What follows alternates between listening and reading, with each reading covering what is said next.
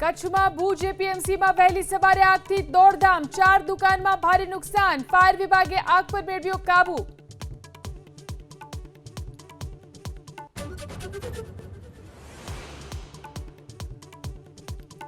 મોરબીમાં પરિચય બેઠકમાં કોર્પોરેટરના પતિઓ હાજર રહેતા કમિશનર લાલ ગુમ, કોઈ પણ કામમાં પતિઓના હસ્તક્ષેપ નહીં, ચલાવી લેવા કમિશનરની ટકોર।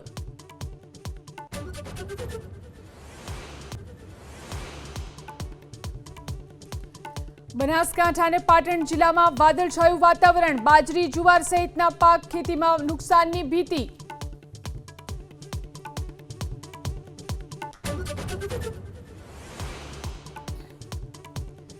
દિલ્હીમાં કોળી સમાજના 2 અલગ-અલગ સંમેલનને લઈને તર્ક વિતર્ક, હીરા સોલંકી 21 તારીખે તો કુંવરજી બાવળિયાએ 14મી તારીખે બોલાવ્યું અધિવેશન।